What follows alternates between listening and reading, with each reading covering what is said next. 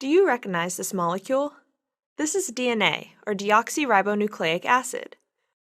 By the end of this video, you will be able to identify the key structural features of DNA, as well as describe the importance of those features for function. During this video, we will look at different representations of the DNA molecule to better view certain details, but all views represent this same structure. Inside the cell, you will most commonly find double-stranded DNA, in which two strands intertwine to form a double helix. The most common form of the DNA double helix, which is what we will discuss here, is also called B-form DNA.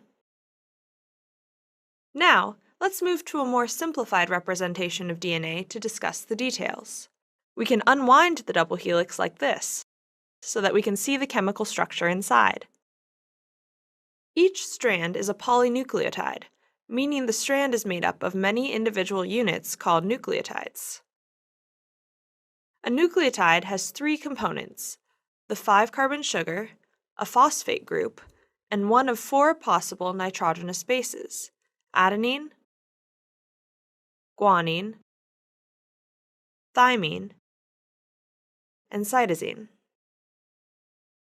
The nitrogenous base is always attached at the 1' carbon of the sugar.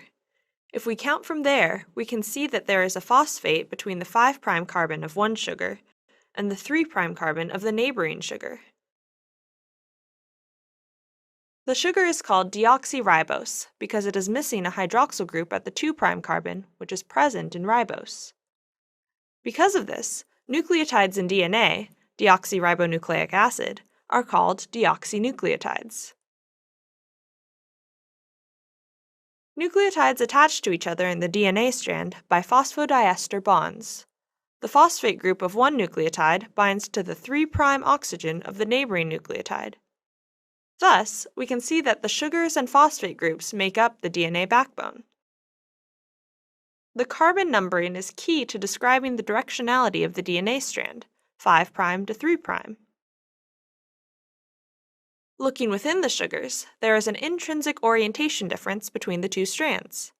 On the top strand, you can see that the 5' carbon of each sugar is on the left, and the 3' carbon is on the right. The opposite is true for the bottom strand. Reading left to right, that makes the top strand orientation 5' to 3', and the bottom strand orientation 3' to 5'. These strands are also sometimes called Watson and Crick. Keep in mind that this double-stranded DNA is still a double helix, and we have simplified the representation by flattening and unwinding the helix here to better see the atomic structure.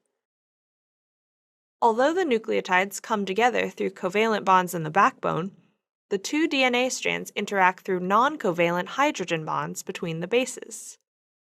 Each base forms multiple hydrogen bonds with its complementary base on the opposite strand. Bound together by hydrogen bonds, each unit is called a base pair. The hydrogen bonding contributes to the specificity of base pairing. Thymine preferentially pairs with adenine through 2 hydrogen bonds, and cytosine preferentially pairs with guanine through 3 hydrogen bonds.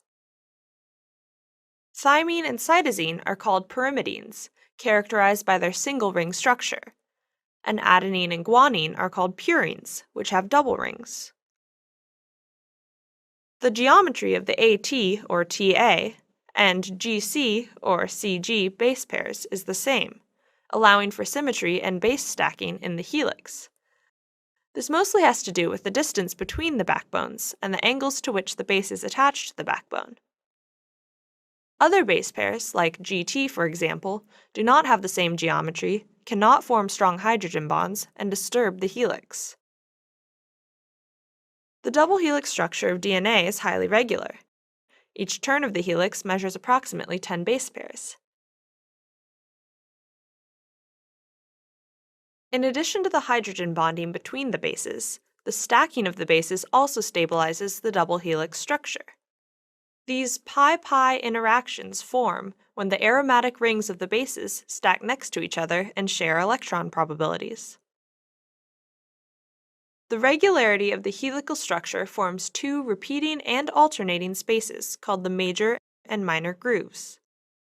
These grooves act as base pair recognition and binding sites for proteins. The major groove contains base pair specific information, while the minor groove is largely base pair nonspecific.